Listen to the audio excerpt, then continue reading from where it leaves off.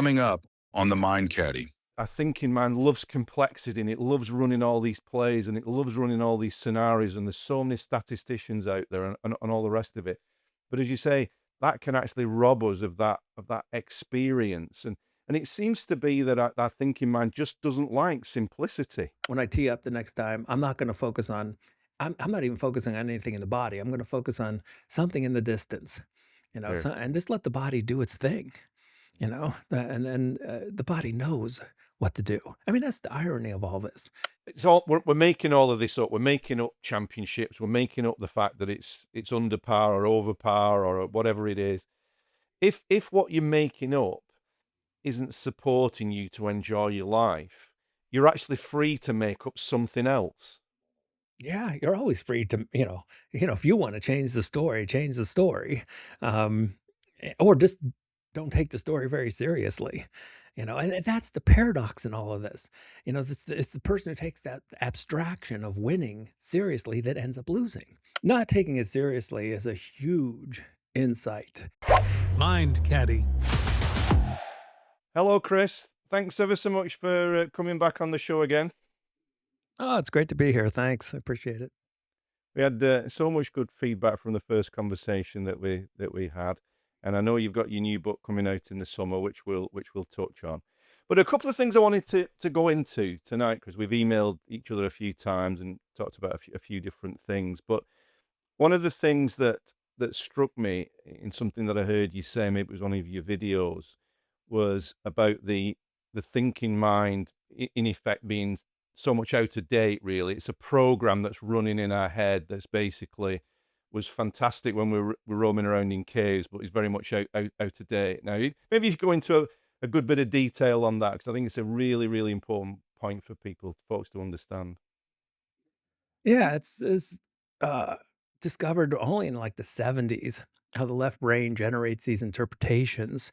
Now, if you go back to some different teachings, it's clear that human beings did discover this um, machine of trying to predict the future a long time ago. But it was Yeah, only formally, we'll say scientifically discovered in the 70s by Michael Gazzaniga. And he called it the left brain interpreter, which I think is a great phrase for it because it's trying to look around and make sense of the world. And you can imagine that in the past, it probably did a good job. Maybe it was even good to be paranoid in the past. yeah, If yeah. you heard some rustling and you ran because you didn't want to be someone's lunch. And even if you turned out to be wrong, that probably helped your survival. But now it really has run its course. And just to give you an example, so my son had his first opportunity to play this pro game in soccer. And boy, they really they were watching videos of this team they were playing. They tried to plan everything. And my son himself was like putting mental scenarios, like his interpreter was on overdrive, like Yeah. maybe this will happen, maybe this will. And when he actually got to play, none of it happened the way he thought it would. No, no. And that's the way reality is. It's like it's so much different than the way we think it's going to play out. Now, again, I'm not suggesting that we don't plan at all, and sometimes planning can be useful. But these mental scenarios that the left brain plays out, these mental movies of like, maybe this will happen, or I'm trying to figure this out, and maybe this person will do that, they just rarely work the way we think they will. And so, if we're going to move on from that, sure, do a little bit of planning, but uh, before he went on to play and get on the field, I was like, if you're thinking, you're not playing. And that's a really simple way. Like if you're in your mind spinning Mm. scenarios of what might happen, you're not playing. There is a wisdom in the body, particularly if you've played a lot and you've practiced. And it comes a time to trust that wisdom over the intellect, trying to spin stories about what you think might happen. Oh, And it proves itself over and over again to just not be a great GPS to reality. yeah, yeah. And as you say, if you're in your head, whether it's a golf course or a football pitch or a tennis court, if you're in your head running scenarios, you then can't listen to what the golf course is telling you or what the game is telling you, what your opponents are doing. And I think in this world now, Chris, we kind of pray at the altar of complexity, don't we? That you know, our brain, our thinking mind loves complexity, and it loves running all these plays, and it loves running all these scenarios, and there's so many statisticians out there, and all the rest of it. But as you say, that can actually rob us of that experience, and it seems to be that our thinking mind just doesn't like simplicity. It loves to make it complex. And it's of course, it's gets bored so easily. And you could be out in nature and it could be beautiful and, uh, joyful, but the it's the mind that comes along and says, "Let's mix it up. This isn't interesting enough for me. Let's get another problem that we can solve." Yeah. It loves problems and it loves trying to solve them because, of course, it created most of them. But, Mm. you know, one of the things the neuro people found out a long time ago, maybe the '70s, is that attention is limited. And people knew this, but scientifically, we're able to get in the lab and show, yeah, you have a so if you spend some attention over here, you have less for doing something else.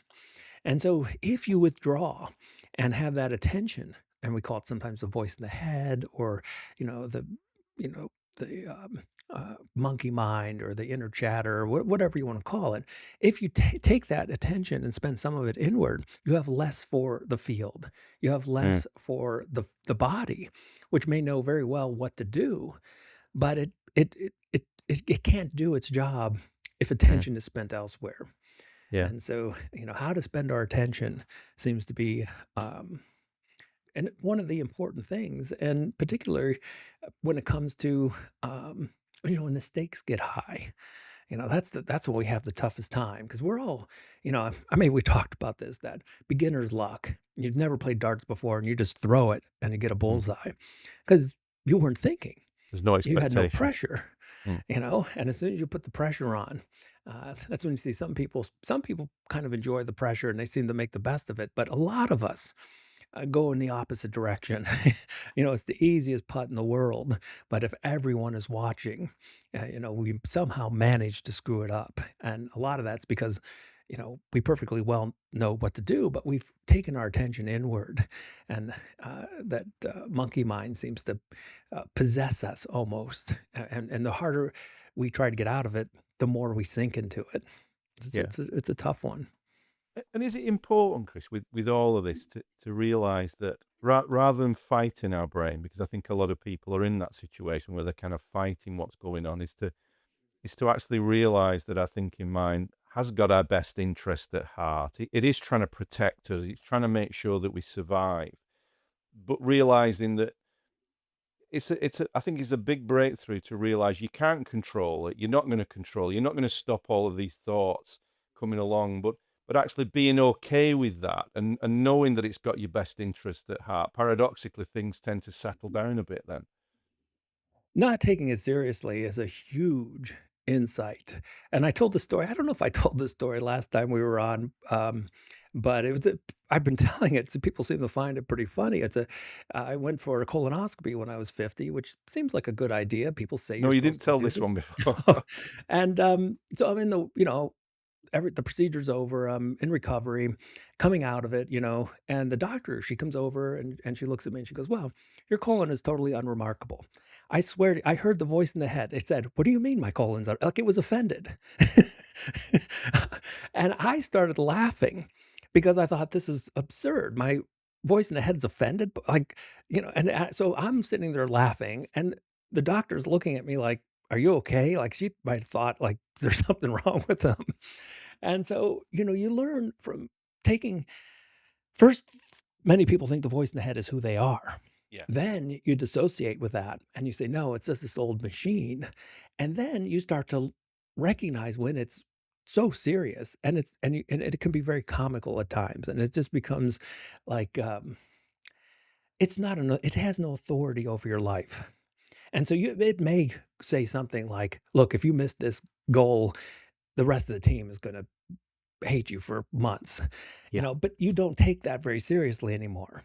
And so Mm. you still hear it. Like nothing has changed with my voice in the head for 30 years. Yeah. The only thing that has changed is my relationship with it.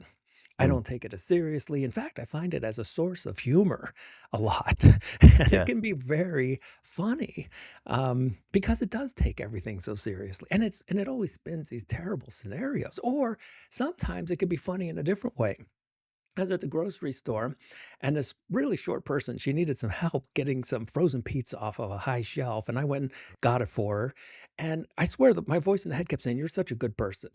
And I was like, "Gabe, what are you talking?" Like, all you did was help someone get a pizza off, like, you didn't save someone's life, and so again, it was sort of funny that it was like, over like, "Oh, you really are a good like, I'm like, "Come on, get off." It's like, "What are you this is silly." Like, "Oh, you didn't save someone's life." So it can do it in, like, a lot of different ways, whether it's building the ego up or tearing the ego down. And Oh, that voice in the head seems to go like, it can do both. And the trick really is to just not take it very seriously either way, whether it's building you up or tearing you down. It's, uh it's just there for an old purpose of survival, and, you make of it what you can, yeah. and, but it is, it's something like, you might be listening and say, "Okay, well, I won't take the voice in the head very seriously," but it is something I found that takes work. It takes some practice. It takes some, conscious recognition to, recognize that you have no control over it, Yeah. you know?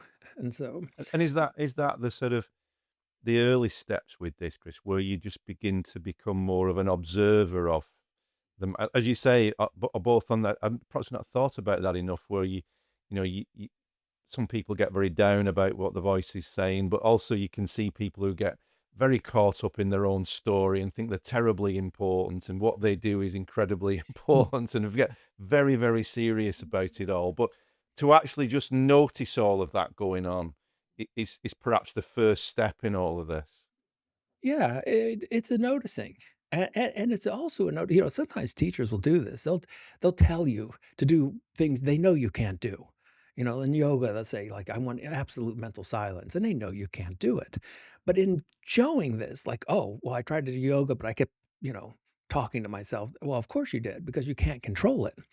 And so, those early steps are that recognition that Yeah, this is something that you can't control. yeah, And the more you try, the more difficult it actually becomes. This is the classic don't think of the number 13, and that's all we can do.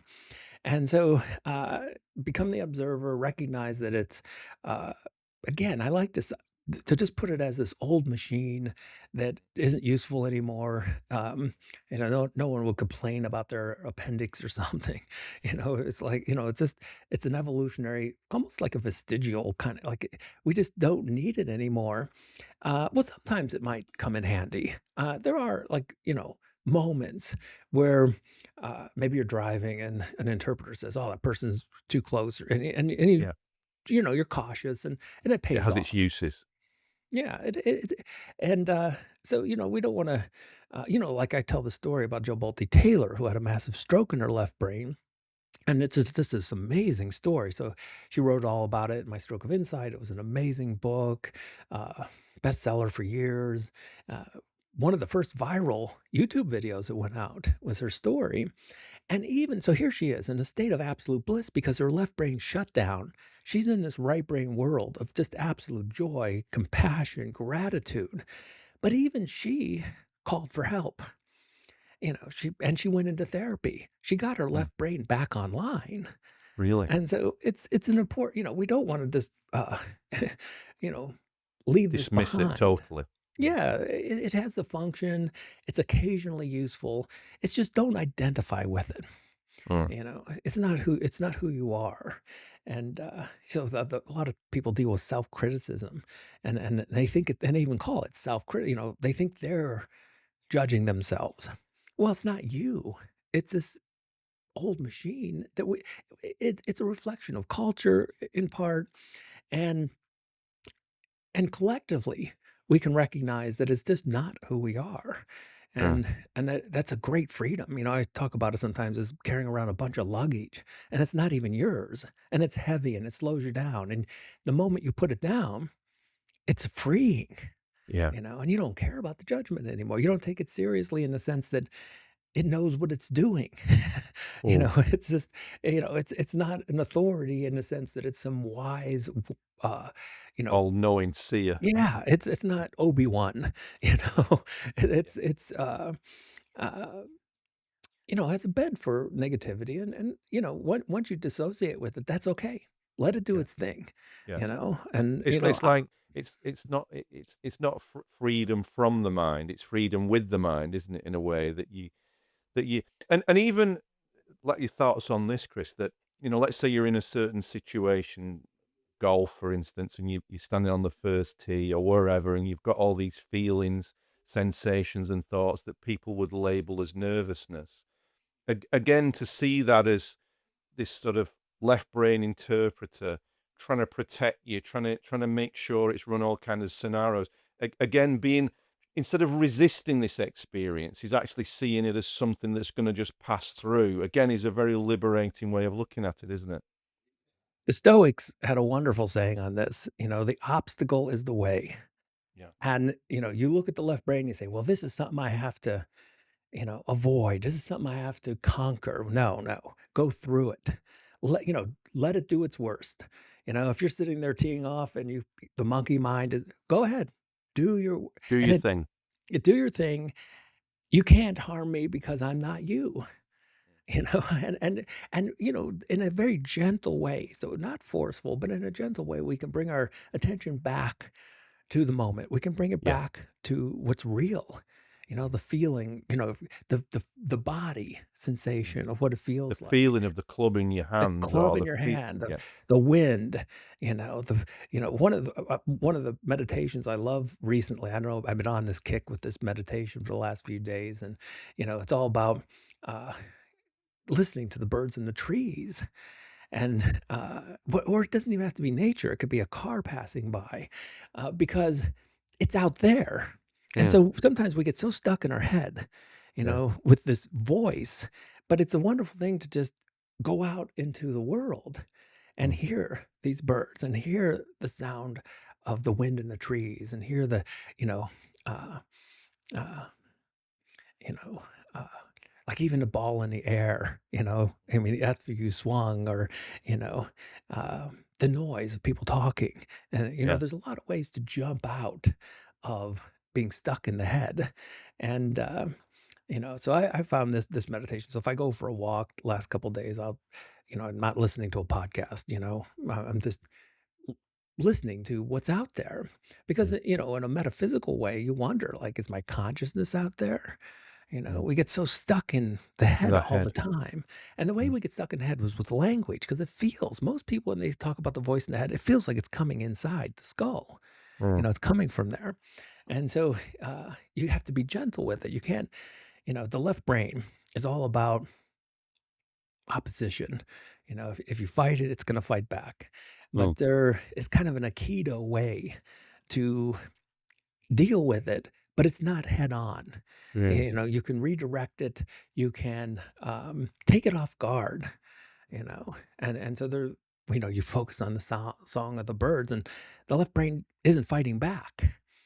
It's But suddenly interesting you're that it's really interesting that because with quite a few players over the years, because obviously when you play golf, most of the time when you play golf, you're not playing golf. You've got a 5 hour activity where only a fraction of that you're actually engaged in the game. But the time in between shots, the number of players who get them to play a game where they're out on the golf course, and then for 6 holes they might tune into what they can see. For 6 holes they might tune into what they can hear, and for 6 holes they maybe tune into the feeling of the feet on the floor, and play it as a game, and which engages you the most. But it's amazing the number of times when people have done that, the freedom that that potentially creates when they come to the shot, because they've not spent all of that time in between shots actually in their head, regretting the past, anticipating the future. there's a form of therapy for people with really bad anxiety called grounding, and that's exactly what they do. They focus Right. on what they can hear. They focus on what they can see, because it gets them out of the head. And I haven't played this year, and interested to see. My son says he's getting pretty good at golf, so I'm looking forward to playing the game with him. But before, when I tee up the next time, I'm not going to focus on. I'm not even focusing on anything in the body. I'm going to focus on something in the distance, Sure. and just let the body do its thing. And then the body knows what to do. I mean, that's the irony of all this. We get into these same thing when I play guitar. My body knows exactly what to do. But, um, we come along and the thinking mind takes it off course. And then what a paradox because it's like, well, why am I my biggest obstacle? Why am I the one getting in the way all the time? And again, just to go back to where we started, it's not you. It's this, old program. And when that's recognized, you can move forward with this. But again, you know, bring it back to the senses. Yeah. Alan Watts had a great phrase. He said, everyone one needs to at least once a day lose their mind and come to their senses. Yes. And Yeah. just that little bit of wisdom can Yeah. make all the difference in a Yeah. golf game or just our lives. Yeah. It's kind of turning into a genre where, there's a book that just came out, My Life in Five Senses, the therapy, as I mentioned. We're kind of collectively figuring this out that there's no problems in the sensory world. Oh, There's no scores in the sensory world. These are all abstractions that we make up. We go, oh, I need to get to the hole in four. But that's just a story we made up, you know. And the paradox of all of it is you could get there in four if mm. that wasn't the goal. Yeah.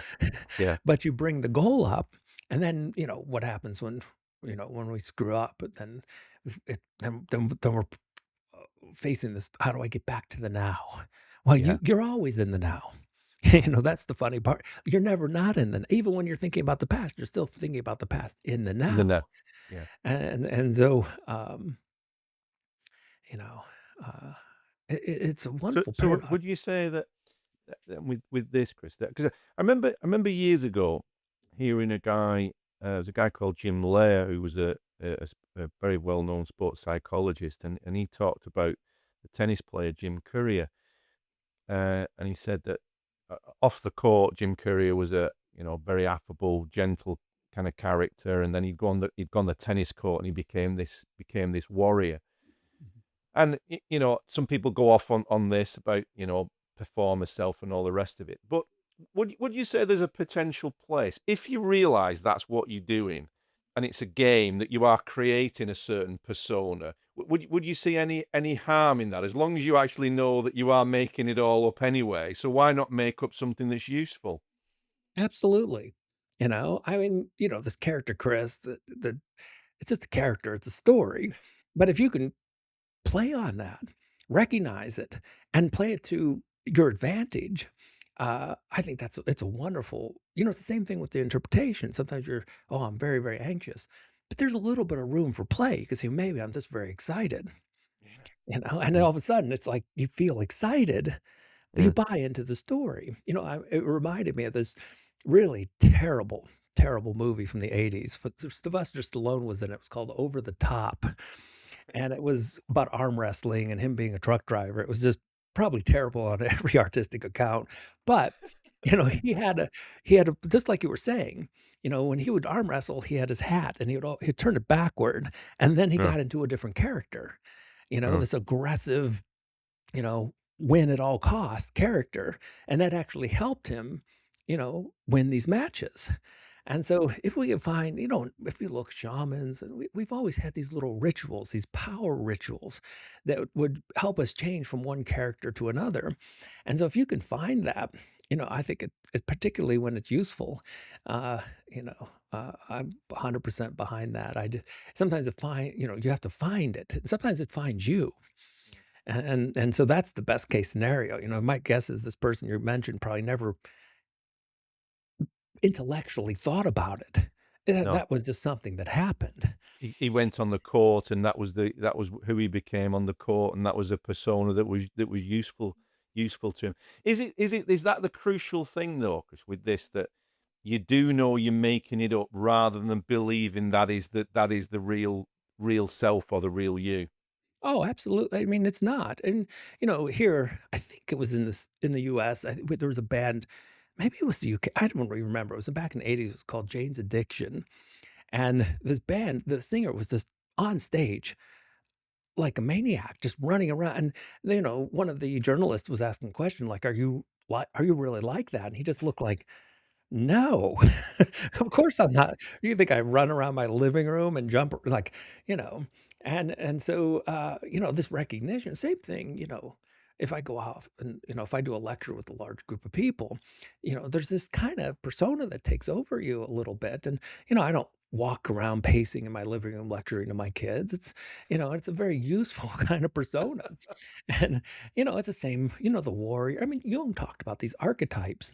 Yeah. And there's a certain sense where you can feel the warrior, the wise person, and the joker, and these things come upon us, and they're not real, but they can have real effects, Mm, and that's the game we play in the sense that none of these things may be real, but they mm, they can have effects in the real world, mm, and you can't pretend. And that's the thing, it's only you. You can't fake it. So if you're mm. going out there saying, "I'm gonna play the war," and it's all pretend, But it's not war, it has yeah, to be felt. It's like a yeah, great actor, when they yeah. go out there, and you see this sometimes, actors that suffer because they took the role so seriously that, they had a hard time coming out of it. And, so if you could really play it and it works, that's great, but you can't fake it. No, You no. know, I think it Marlon it Brando talked about that, didn't he? Because he was very much into the method acting, and he would find it difficult to come out of the character after. And he always seemed a very tortured soul in real life. Oh, absolutely. Yeah, and I think even some of these, you know, athletes, they found a way for this character to come out and play amazingly. And in fact, they sometimes probably like the character more than they off the field. They're just, they can't seem to uh work it out, off the field. And so they're kind of a mess off the field, but the persona hits at just the right time. And so they become this huge success. But, in quote, real life, they're dealing with, another character. They take that character seriously, and they think they're depressed, they think they're anxious, and they're working on all these issues. But that's the trick with my work and all the stuff I do when I lecture. Like, all the characters are characters, Yeah. you know, and yeah, you can feel them, you can play them, you can be a good actor, but in the end, um, there's just awareness. You come back to this, it's all story, and you come back to, like, the character Chris is like, well, so then this work, if Chris fails, if Chris does well, you come back to consciousness, and that keeps it all humble and grounded. Yeah. The thing that I think freaked me out when I was a kid, maybe the one of the most like my grandfather, he came from Poland to the United States, didn't know the language, found this place in Western Pennsylvania. I mean, they it was a huge, it was a mountain, and he just dug out the side of a mountain and built a house mostly on his own middle of nowhere. I mean, I used to remember being a kid, this just the drive to get up this hill was terrifying. But the thing is, he was a coal miner his whole life. And I just remember how he was so happy. Yeah. He would get his guitar out and he would play. He had a harmonica he would play. And he was just so amazingly joyful. Mm. And even as a kid, I just remember being mystified. Like, how can you just don't have anything, like, how can you be so happy with Happy. so little? And I came to find out, like, he was grounded. He was Mm, in the real world. mm, He wasn't taking care, even I assume, like, even at the coal mines, he was conscious. He wasn't spinning stories, oh, poor me. mm. He lived a conscious life. And that seems to be the trick of it, living a conscious life, not being possessed by these stories. Yeah, you can have some fun with them. It's like going to the movies, go ahead, but don't take any of it very seriously. Yeah. And is that more of a, like you said about your grandfather there, Chris, that up until relatively recently, most of us every day would be doing something physical. We'd be building stuff. We'd be carrying stuff. We'd be, you know, some kind of physical activity to find food or bring food in or catch food or whatever. Is it fair to say that thinking to the degree that we do now is actually a relatively modern phenomenon. It gets very it probably sometime around the Industrial Revolution, uh, and it's just going to get worse. AI is gonna come along, and it's gonna start doing all these tasks that we used to do. Yeah, And again, we were very physical. We were very in our senses yeah. for the good part of the day. And I talk about this tribe in South America, the Pitahan, But who, yeah. yeah, they're about as close to our, hunter-gatherer relatives as we could get, and they're all so blissfully happy, even though they have these lives that most of us would say, "Oh my goodness, I don't want to go naked into the jungle and get my lunch," you know. But we can take a lesson from them that to live a life in the senses it seems to be where joy is. Now we're stuck. We have so much free time. We sit around and we think. And the big mistake we're making is we're under the assumption that happiness can be found in the thinking world, that I'll Yes. figure it out. It's a Mm, problem. I just need to figure out my happiness. mm, It's not a problem. mm, You can't figure out happiness intellectually. You mm. go and that's why sports are still around. It's kind of, why are people playing sports? You know, you could say, "Oh, it makes a lot of money," but people play sports for no reason, Mm. and it's Because like, you're well, actually in your body when you're doing sport well, aren't you? You're actually the thinking subside, and you're absorbed in the basketball court, the tennis court, whatever it may be. and it's the way humans used to be, Yeah. and that's the way we lived our lives, Mm, and it's a break from thinking, and I could imagine people, you know, I mean, they pay to go off and, play golf or play anything, and they come back and maybe their score isn't amazing, but they just feel rejuvenated, like they've touched that joy for a little mm, bit. And mm. of course we can mess this up if we get obsessed about our score, if we get upset, we can what's that old saying that, uh, golf ruins a good walk, something like that. Because if you get too into your head about the points, which Yeah. are all fictions and just, these are all things that, of abstractions. The interesting thing about the Pitahan is they don't even have numbers. you know, Haven't I heard you say that they have no real concept of past and future? they are so into the immediacy of experience that the past is something they don't deal with. They won't Right, talk about the past. right. They're not interested in the past. They have no creation myths. They don't ponder who created their reality. They're just, it's beautiful. Like right Mm, now, this is all very beautiful. And that's mm, the only thing that concerns them. And mm. so there's definitely a lesson for all of us with them because uh, they're happy in spite of, I mean, they have no medicine to speak of in the sense of like malaria, people die very common from diseases. And, we for us, that we would be so caught up in that possibility, Mm. I mean, if we look around any, you know, there's pharmacies. It's kind of I can't even drive 10 miles without passing 3 pharmacies. And, we've got so many pills just in case this happens, just in case that happens. And so, and, So many med check. tests to predict what you're gonna get Oh, at some point in the future. oh my goodness, we're obsessed. Even just going through social media now that I'm 59, you click some box now. And so, eh, you get this test, it will predict this and it will, and that's not a part of their lives at all, No, and then no. it's not a part of any person who's living in the immediacy of experience. Now, again, there's a balance with all this. It doesn't mean you want to, like, maybe there is some test that you could take, and maybe there's a good reason. Maybe you should, and it's not going to hurt anything. But Mm, we're so living for a future that never happens, and yeah. modern humans across the globe, and that Mm, we could take some really good hints from people. yeah. Even when you're playing the game, it's difficult, that seduction of the future, who's going to win?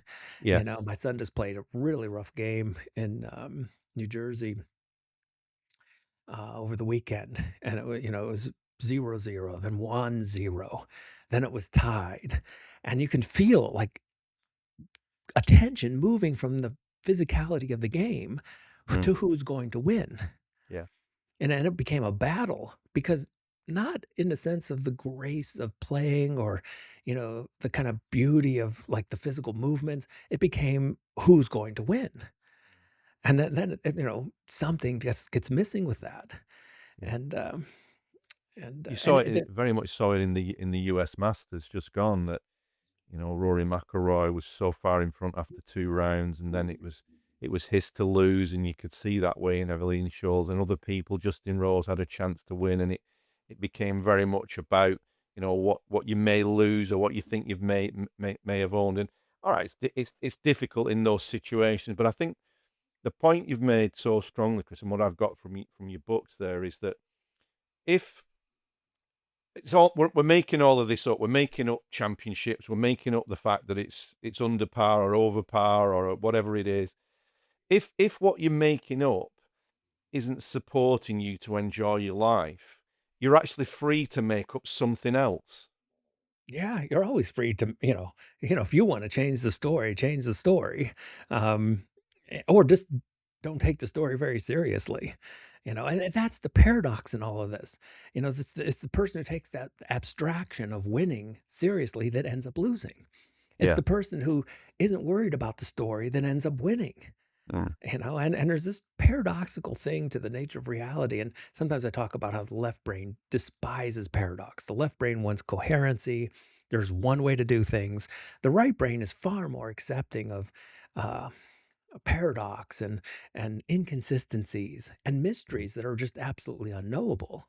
And Uncertainty. so if Mm. you could take that in, not just to the game, but to life, and it's not all figured out. We Yeah. don't know what's going to happen in the next 10 minutes. You No. know, any, you know, you could win the game, you know, uh, the world could end, and we just don't know.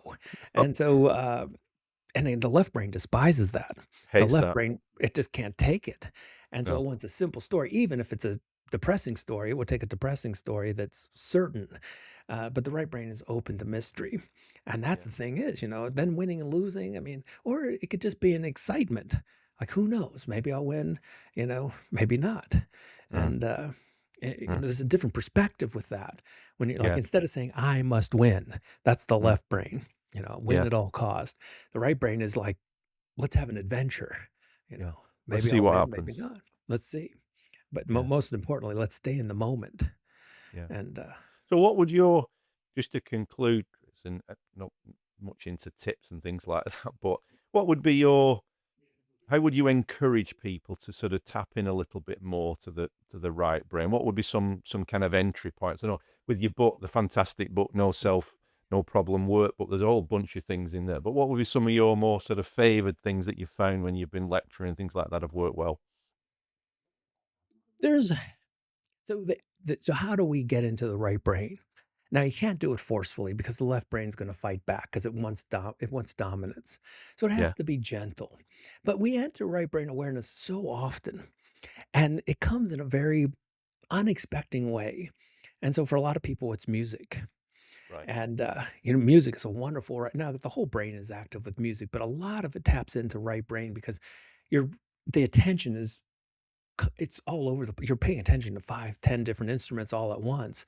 And, and the left brain's very narrow with its focus. It can only pay attention to one thing at a time. And that's the thing about language. Language is one thing at a time.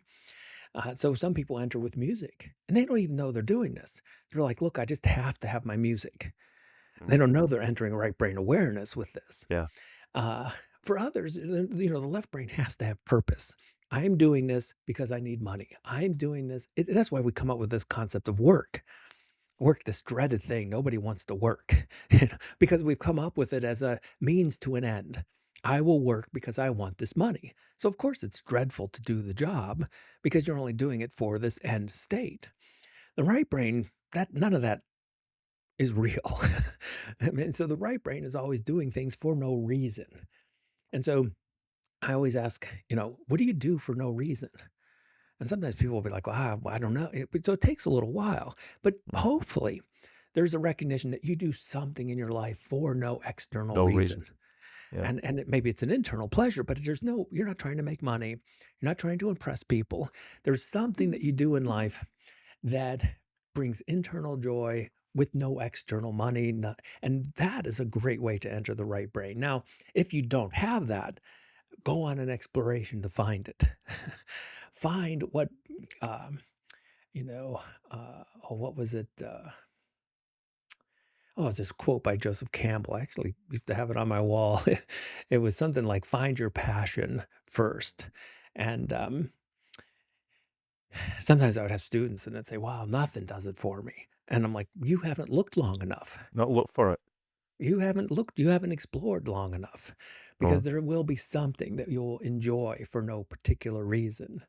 Right. And And I think and then some just sorry oh, to interrupt you on that, oh, Chris, it's but good. I think the true greats in sport have tapped into that. I mean, I heard Hogan talk about he just loved to get up in the morning and solve the puzzle of him hitting better shots. He just loved the feeling of Mo Norman talks about the feeling of greatness when he hit golf shots. Not necessarily about what those golf shots gave him or achieved, but the visceral sense of moving his body to hit a golf shot. Michael Jordan, I think, talks about similar things in basketball. So many of my musician friends, uh, they loved playing. Mm, Then they made a career out of it. Now it's mm, work. And now they're kinda like, "Well, I don't really play much because I don't enjoy it like I used to." And it's, see, we have to be careful with these things, particularly if you're talented at it. Fortunately, with music, I wasn't that talented. And so I get to still play for no reason. yeah, And so, but some of my friends were talented and they make careers out of this. And now, they don't play unless there's some external money involved and right, they've lost some of the intrinsic joy. right, And so, but the greatness that you talk, whether it's in sports, music, acting, you know, they've always started off with a place of internal passion oh, and just recognizing almost it was like a universe, like the mission that the universe set upon them to mm, do this. mm, And it's only later that they get a little confused because, maybe in some ways the worst thing that can happen is you make so much money yeah, from doing this that all of a sudden your motives change and mm, suddenly you're doing it for the money rather than the intrinsic pleasure. I again can't relate to that. It's never happened to me. So I still play guitar, maybe an hour or so, whenever, but mm. it has no purpose to it other than my own enjoyment. You to enjoy it. And Yeah. and that's tapping into the right brain. Um, but anytime we're bringing our body, our consciousness to the senses, that's another way to avoid left brain abstraction. And so True. again, if you're teeing up and you know you hear this voice like, look at these people watching, just shift it to uh, anything else, anything, anything in the even if it's people talking behind you. And try not to listen to the language part of it. Just look at it as music, as kind of uh, Vibration. vibrations. Exactly, Mm. and um, and then it brings it back to the consciousness of the The body. senses. And that's what, of Yeah. course, there's this kind of a mystery. Like so many people around the globe are meditating Mm. and practicing mindfulness. It's like there's no real trick here. They're just bringing it back from the abstract thinking world to the Mm. here and now of Mm. the sensory world. The breath, And and though. and, Yeah. it's, and instead of saying I'm going to practice meditation for 5 minutes, which can be dreadful because you put a time on it and have an external goal, just be awake in the real world. Yeah. That's Yeah. enough. You won't have to. I mean, that's why the Peter Han, they don't meditate. They don't have to. They're meditating all day long, in effect, aren't they? Yeah. That's all they know is meditation, Yeah. and they sing. They sing their language because, they're so involved in the right brain that, life is just all a musical to them. Yeah. Chris, some great sentiments again, some great thoughts, some great ideas. I mentioned the book, No Self, No Problem Workbook, which is a fantastic read. I'll put the link in the show notes. Tell folks about the new book that you were telling me is going to be out hopefully in the summertime. So it's called The Abstract Mind. And the whole purpose is how thinking became a useful tool, but now it's a source of suffering. Yeah. And so the book catalogs all these abstractions that we've come up with that we usually we're unaware that they're even abstractions. Things like ownership. Ownership is a strange one because we all take it very seriously and we think billionaires have billions of dollars that they own, but it's really just a collective abstraction. I mean, if Yeah. two people walk into a building, one person says, I own this building. That only exists because a lot of people agree with it. Yeah. Ownership is just an illusion, just like the self. Mm. And so we can buy into it, but Mm. it's not real. And Mm. so it goes through things like ownership, it goes through relationships, things like marriage, it goes through government. We've taken one globe and we split it up into all these governments, and we take them all very seriously as if they're real, but they're all abstractions. Mm.